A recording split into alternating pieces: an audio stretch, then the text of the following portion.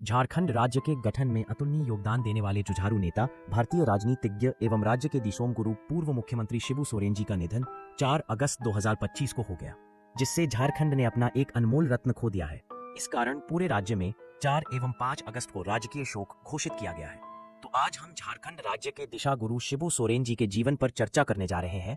तो वीडियो को ज्यादा लंबा ना करते हुए चलिए शुरू करते हैं।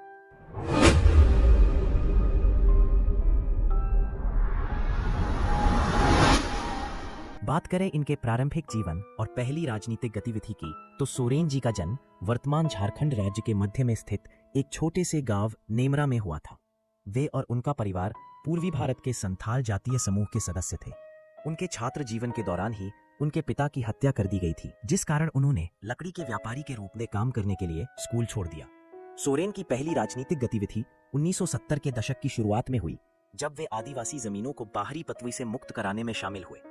जल्द ही वे एक प्रभावशाली आदिवासी नेता बन गए। हालांकि कई मौकों पर उनकी राजनीतिक गतिविधियों में हिंसा शामिल होने का आरोप लगाया गया।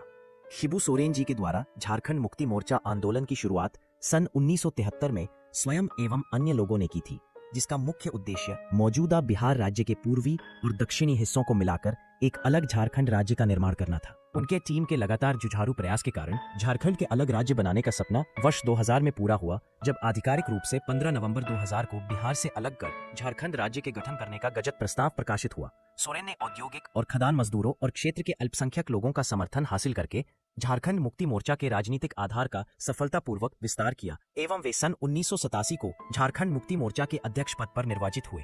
बात करें उनके करियर के बारे में, तो शिबू सोरेन के द्वारा राष्ट्रीय और राज्य दोनों स्तरों पर राजनीतिक रूप से सक्रिय रहते हुए कार्य किया गया है। उन्होंने पहली बार 1977 के भारतीय संसद का निचला सदन अर्थात लोकसभा के चुनावों में निर्दलीय उम्मीदवार के रूप में चुनाव लड़ा, लेकिन बिहार की एक सीट पर चुनाव लड़ते हुए हार गए।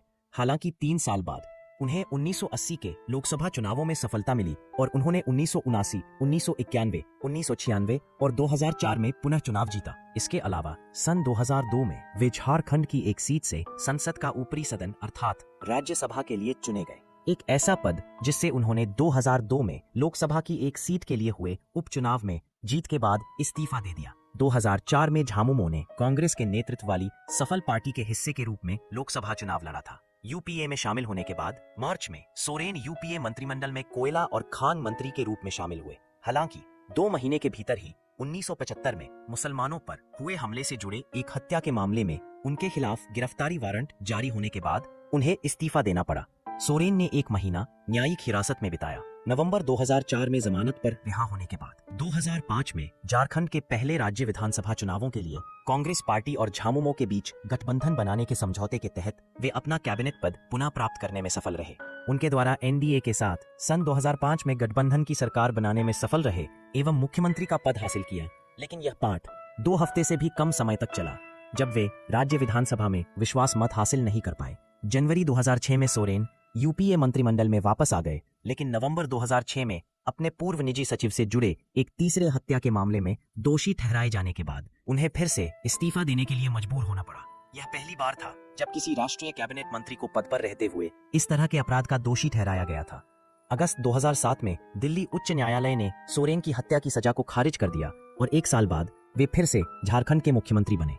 एक बार फिर से उनका कार्यकाल छोटा रहा, क्योंकि वे अपनी नियुक्ति के 6 महीने के भीतर राज्य विधानसभा की एक सीट के लिए जनवरी 2009 में हुए उपचुनाव में जीत हासिल नहीं कर पाए और उन्हें इस्तीफा देना पड़ा।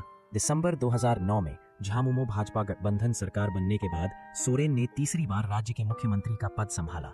हालांकि भाजपा द्वारा समर्थन वापस लेने और सरकार गिरने के बाद उन्हें केवल 6 महीने बाद ही पद छोड़ना पड़ा। इस बीच सोरेन पर 2008 में 1975 की भीड़ द्वारा की गई कार्रवाई के लिए और 2010 में 1974 की हत्या के लिए लंबे समय से चल रहे 2 हत्या के आरोपों से उन्हें बरी कर दिया गया। हालांकि 2009 की शुरुआत में उनका स्वास्थ्य बिगड़ने लगा था, लेकिन वे पार्टी के प्रमुख बने रहे तथा 2010 में वे 6ठी बार झामुमो अध्यक्ष चुने गए। उन्होंने अपने बेटे हेमंत के लिए पार्टी में नेतृत्व की भूमिका संभालने का मार्ग प्रशस्त किया।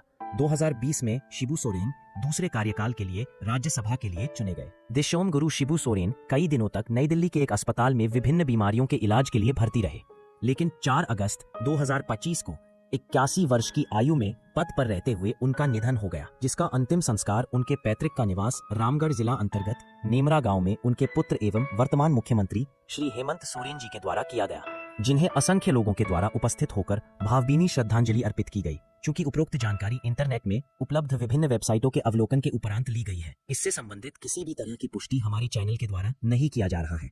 तथापि आपसे अनुरोध है कि अत्यधिक जानकारी के लिए राज्य सरकार के दस्तावेजों का अवलोकन कर सकते हैं। आज के इस वीडियो को यही विराम देते हैं और मिलते हैं फिर से किसी नए टॉपिक के साथ। वीडियो पसंद आई हो तो लाइक एवं कमेंट जरूर करें और दोस्तों के साथ शेयर करें।